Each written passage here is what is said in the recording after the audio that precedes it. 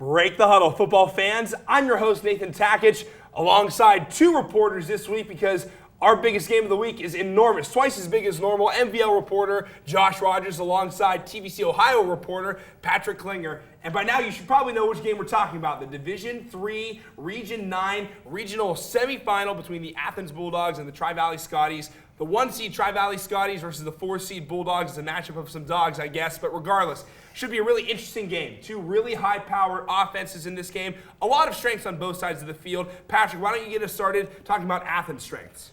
Well, last year's 55-52 overtime thriller was amazing, but these two teams are much different than they were last year.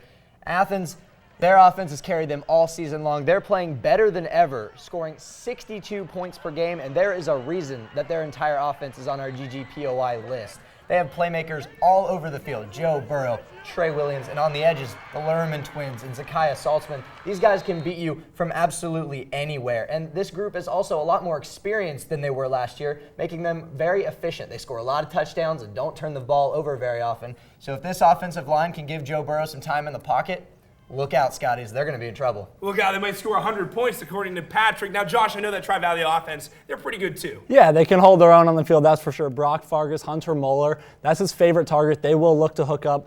They only scored 21 points last week against New Philadelphia in their first playoff game, but they average over 35 points a game against MVL teams. They only give up 7 a game, or in that range against other MVL teams. Last week was their worst game of the season, and they still managed to pull out a victory. So they're going to look to establish that air game and that running game with Logan Bash against Athens. They should light up the scoreboard. Now, other than the offense, because we've explained that a little bit already, what are the keys to the game in this one?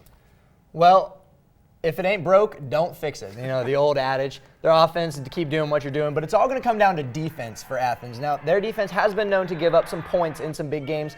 Back in Week 6 against when they played at Steubenville, they gave up 42 points. So they have been known to give up some points. And Brock Fargus, that guy's a stud on the gridiron. They're going to have to know where he is at all times, and they're going to have to stop him. But this group on defense is also a lot more experienced than they were last year, and they're going to have to play like it. But don't count out, in a game of this magnitude, the impact of special teams. For either team, one big play, whether it's a kick return, punt return, fumble, anything like that, that could really turn the tide for both of these teams, and that team could end up getting the win. Trey Williams had a big punt return, or a kickoff return in that game last year that really sparked the Athens in the second half. Now, Josh, what about the keys for the Scotties? Yeah, we talked about the Athens defense. The Scotties are going to have to establish that run game with Logan Bash. They need to control the clock, keep Joe Burrow off the field. We know he can air the ball out. He's got a lot of weapons. If they can control the clock, establish the run game, sustain drives, keep it a low-scoring game. I know that's tough to do against Athens, but they have the offense that can keep up with Athens, but they can't do that for 4 quarters. They've got to control the clock. It's going to be really interesting. I'm really looking forward to seeing what happens on Friday. I know you guys are as well, and I'm sure you've been thinking about it a little bit, so I need a prediction from both of you before we go. What do you guys think the score is going to be? You take it first, Josh. All right, I'll take it first. I'm going to say 49-48 Scotties. I know that's not as low scoring as I said it should be. That's your version of a low-scoring game. Yeah, but against Athens, it might be. It might have just get a few key turnovers, a few key plays, they can win this game.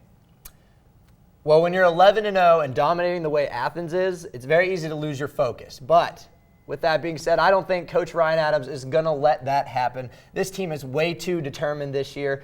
I think Athens is going to run away with this one by double digits. I'm going to go Athens 49, Tri-Valley 28. All right, both of you guys going with 7 touchdowns as a winning score. It'll be really interesting to see which of those defenses steps up the most and gets the win. And hey, keep in mind, the winner of this game gets the winner of the Jackson versus DeSales game in the regional final. So we could have Jackson versus Athens or Jackson versus Tri-Valley for the regional final and a trip to the Final Four. Really looking forward to this Friday night, guys. Thanks a lot. Fans, you should be looking forward to this Friday night as well. We have coverage from those 2 games, plus a whole lot more Friday night at 11:30 on WOUB for the second to last episode of Gridiron Glory. You can also check us out on the web in the meantime at woub.org/sports/gridiron. There you can vote for your Player of the Year nominee, and you can also check out previews, recaps, really the whole enchilada of football action. While you're online, check us out on social media as well. Like us on Facebook, follow us on Twitter at Gridiron Glory, and follow us on Instagram at WOUB Sports. Until next Friday night, I'm Nathan Takitch, Josh Rogers, and Patrick Klinger reminding you there's nothing better than Friday nights and Gridiron Glory.